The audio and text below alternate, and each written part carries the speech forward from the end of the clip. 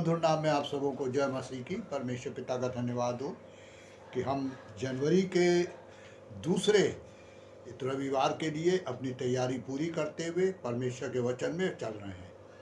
धीरे धीरे हर संसार का भविष्यवक्ता या हर संसार का जानने वाला, यहाँ तक कि वैज्ञानिक भी कह रहे हैं कि संसार अब बस थोड़े दिन का बचा है। अभी कई लोगों की कुछ बातें सुनने को मिली। किसी ने कहा 2 साल बचा, किसी ने कहा 3 साल बचा, कोई कह रहा है कि बस 2 महीने बाद अंत होगा। यानी अपने अपने प्रेडिक्शन है लोगों के, अपने अपनी सोच है, लेकिन ऐसा है नहीं। प्रभु यीशु ने भी कहा था कि मैं नहीं जानता कि मैं दोबारा कब आऊँगा, चिन्ह जरूर बताए। तो मेरे प्रियो, जब हम अंत के दिनों के ऊपर चल रहे हैं और वचन में देख रहे हैं, तो आज हम प्रकाशित वाक्य के 12वें बाब को शुरू करते हुए कुछ बातों को रिवाइंड फिर से रिपीट करेंगे ताकि कंटिन्यूटी समझ में आती रहे। हम पहली आयत पढ़ते हैं। फिर स्वर्ग में एक बड़ा चिन्ह दिखाई दिया। अब अगर तीसरी आयत पढ़ें तो वहाँ लिखा है एक और चिन्ह स्वर्ग में दिखाई दिया। यानी 12वें बाब में कई चिन्हों का वर्णन है और सिर्फ 3 ही आयतों में 2 चिन्हों का वर्णन है।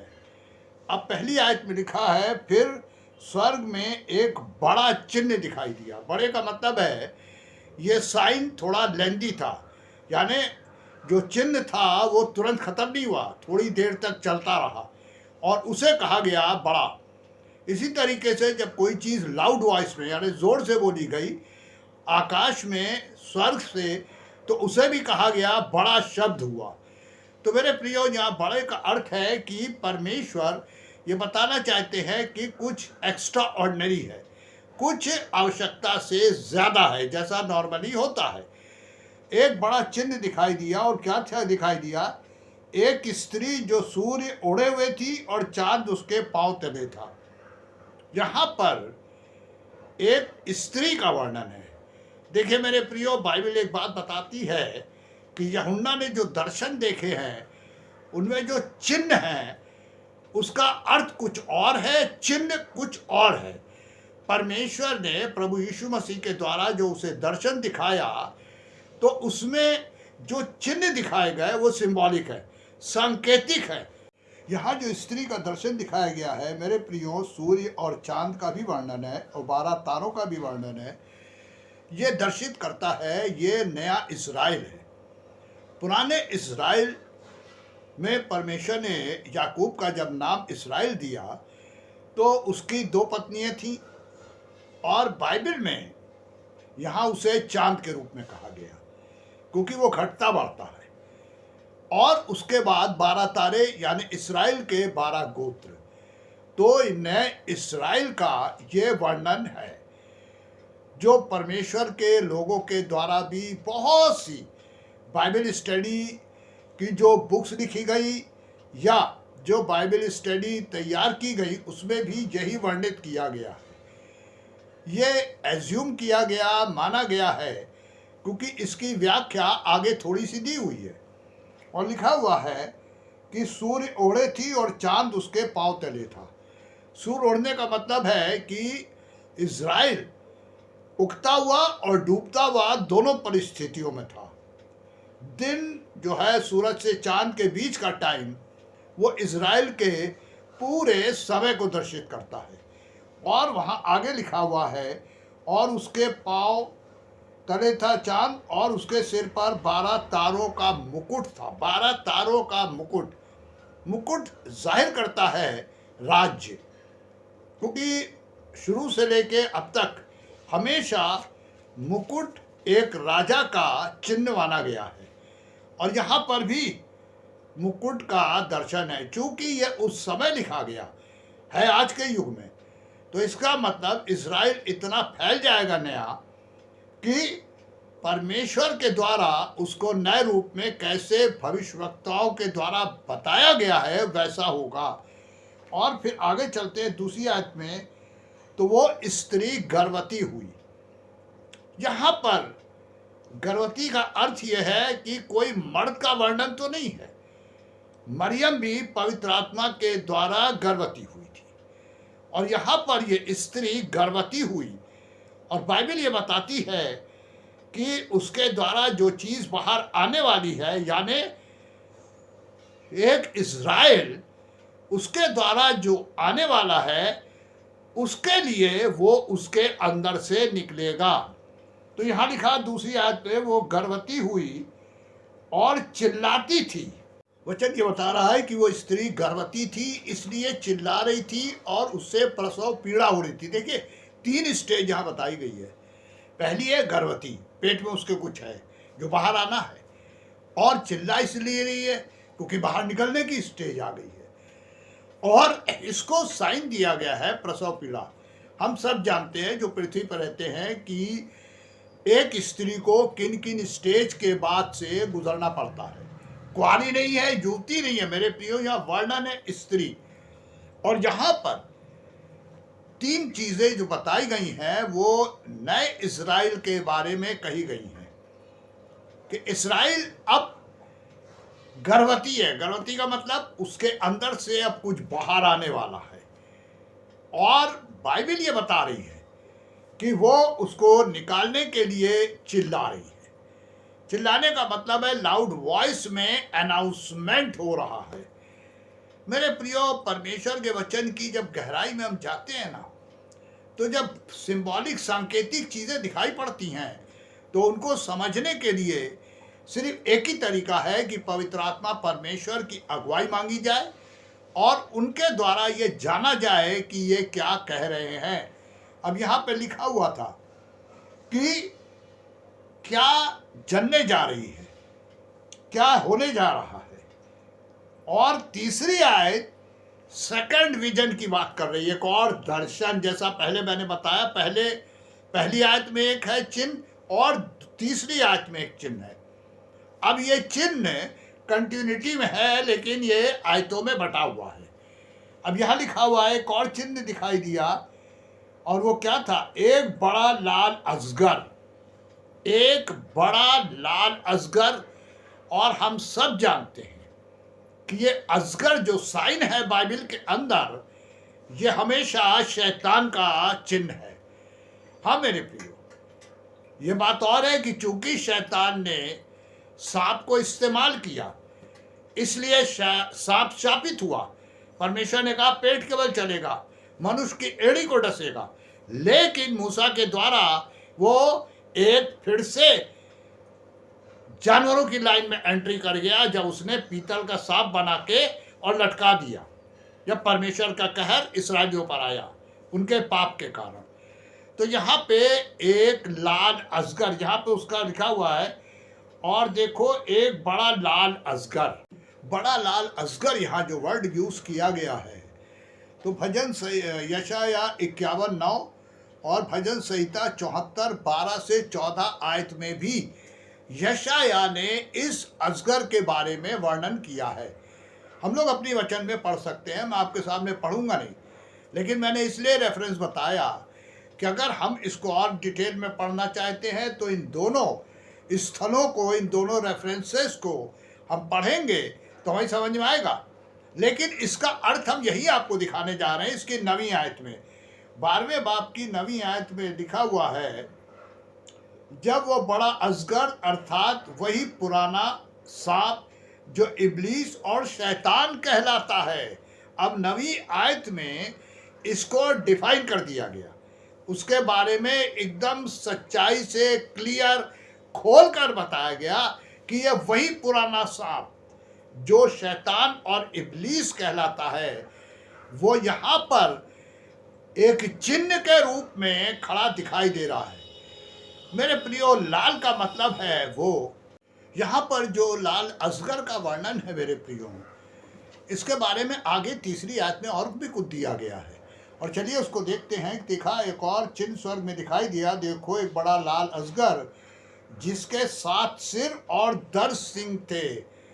7 सिर और 10 सींग। मेरे प्रियो, क्या समझ में आया कि ये क्या चिन्ह हो सकता है? 7 सिर। हमेशा परमेश्वर का वचन सिर, सींग, इन चीज़ों को जब दर्शन में दिखाया जाता है तो यह भी बताया जाता है कि इसका मतलब क्या होता है। अब यहाँ पे इस लाल असगर के 7 सिर, 7 का जो नंबर है वो संपूर्णता को दर्शित करता है। यानी ये जो लाल असगर है ये पावर में, ताकत में है, संपूर्ण ताकत के संग है। और यही इसकी सबसे बड़ी खूबी है। यीशु मसीह की जब परीक्षा ले रहा था इब्लीस, तो उसने क्या बोला था? यह संसार का सारा अधिकार मुझे दिया गया है। क्योंकि वो एक फरिश्ता था जो जमीन पर रह के परमेश्वर की स्तुति करता था और उसको पृथ्वी की सारी चीजों के ऊपर अधिकार दिया था परमेश्वर ने। इसीलिए उसका मन फूला, अहंकार आया और वो परमेश्वर के बराबर होने के लिए तैयारी करने लगा। उनने सोचा मैं परमेश्वर के बराबर हो जाऊंगा। अब यहाँ पे 7 सिर का अर्थ यही है कि वो लाल असगर के 7 सिर थे। अब यहाँ ये 7 कंप्लीटनेस, कंप्लीट पावर में वो था। साथ में एक चीज और दिखाई गई है, वो है 10 सींग। मेरे जियो, ये 10 सींग निकले हुए सींग नहीं जैसे हम जानवरों के सर पे देखते हैं, ये राज मुकुट का दर्शन है। 10 सींग जो होते हैं मुकुट के ऊपर, पुराने जमाने में पॉइंट बना रहता था, एरो टाइप का, तीर के ऊपर का भाग। अब यहाँ पे बाइबल बता रही है ये 10 सींग इसके हैं। यानी 7 सिर तो हैं, लेकिन वो जो मुकुट धारण कर रहा है उसके चारों ओर 10 पॉइंट निकले हुए हैं और दर्शन में वो 10 सींग दिखाई पड़ रहा है। क्योंकि बाइबल यही बता रही है और लिखा हुआ है कि 7 सिर और 10 सींग थे। और बाइबल क्या बताती है? डैनियल 8:10 और जरमाया 51:34 भी यही बताता है कि इसको, तो वचन ये बताता है कि ये जो 10 सींग निकले हुए हैं, एक्चुअली आगे जब हम पढ़ेंगे तो लिखा हुआ है और उसके सिरों पर 7 राजमुकुट थे। 7 राजमुकुट, यानी वो संपूर्ण 7 राज्यों पर तो राज कर रहा था और 10 राजा और थे जो उसके सपोर्टर थे। तो यहाँ पे ये दर्शन है, ये बता रहा है कि ये 7 सिर और 10 सींग किस बात का चिन्ह है। यानी पृथ्वी पर आने वाले दिनों में 10 ऐसी कंट्री हो सकते हैं जो इस लाल असगर यानी शैतान के सपोर्टर होंगे, उसका साथ देंगे और उसकी मदद भी करेंगे ताकि वो संपूर्ण सब कुछ हासिल कर सके। लेकिन मेरे प्रियो, ये संभव नहीं है, क्योंकि बाइबल कहती है उसके लिए 3.5 साल ठहराए गए हैं, इससे ज़्यादा नहीं। और परमेश्वर का एक दिन 1000 साल के बराबर है। तो हमें टाइम के ऊपर नहीं जाना, हमें बस एक वचन की सच्चाई को जानना है कि आने वाले दिनों में ये अपीयर होगा, आएगा और ये 7 राज्यों पर राज्य करेगा और 10 राज्य इसको सपोर्ट भी करेंगे और तभी ये पावरफुल बनता चला जाएगा। और 12वें बाब की 4थी आयत खुले रूप से इसी बात को बता रही है कि ऐसा होने जा रहा है और हमें तैयार क्यों होना है, इसको हमेशा में मान के चलना है। प्रकाशित वाक्य 3:8 और 10 याद रखिएगा। यहाँ पे बाइबल कहती है, ढाढ़स बांधो, मैं हूं तुम्हारे संग। परमेश्वर का वायदा है कि मैं हर परिस्थिति में तुम्हारे संग हूं।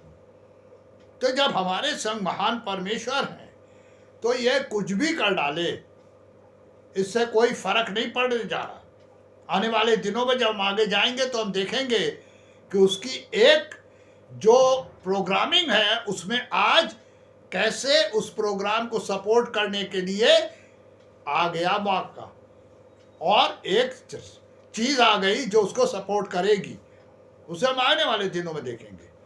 यहाँ पे वचन बता रहा कि वो एक राज के रूप में, राजा के रूप में निकलने जा रहा है। लाल असगर यानी पुराना इब्लीस किसी राजा के फॉर्म में आएगा, कंट्रोल करेगा। यहाँ पर जो 10 सींग का वर्णन है, हम आपको थोड़ा सा डैनियल नबी के 7वें बाब की 7वीं आयत में ले चलते हैं।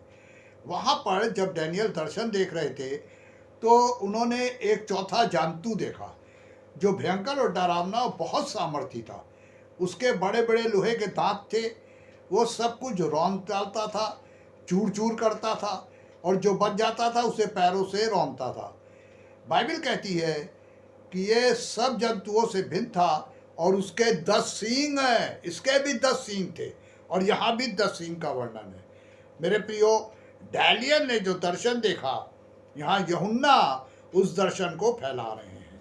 तो यहाँ पर परमेश्वर का वचन ये बता रहा है कि जो राजा आने वाला है, जिसको डेविल कंट्रोल करेगा, वो किस तरीके से राज्य करेगा। हमको तैयार हो जाना है, क्योंकि बाइबल के हिसाब से अगर हम उस समय तक बचे रहे तो हमें इन परीक्षाओं से निकलना पड़ेगा जो संसार को जांचने के लिए आने वाली है। तो परमेश्वर भी उस समय हमारे धीरज के वचन को देखेंगे, क्योंकि बाइबल कहती है प्रकाशित वाक्य 3 में कि तूने मेरे धीरज के वचन को थामा है, इसलिए मैं परीक्षा के समय तुझे बचा लूंगा। बाइबल कहती है हमें पेशेंस रख के, धीरज के साथ हर बात के लिए वेट करना है, और परमेश्वर अपने बच्चों को बचाने के लिए तैयार है। हमें तैयारी करनी है, परमेश्वर आपको आशीष देगा। प्रार्थना करिए, वचन पढ़िए जो हम कर रहे हैं, और परमेश्वर अपनी अगुवाई और सामर्थ्य में हमें छिपा लेंगे। इसलिए हम पे कोई भी ऐसी सकेती नहीं आने पाएगी। परमेश्वर पर भरोसा करने वाला लज्जित नहीं होगा। परमेश्वर इस बात के लिए तैयारी का मन देते हुए हम सबको आशीषित करें, और परमेश्वर की आशीष आपके संग बनी रहे। आमीन। परमेश्वर का धन्यवाद।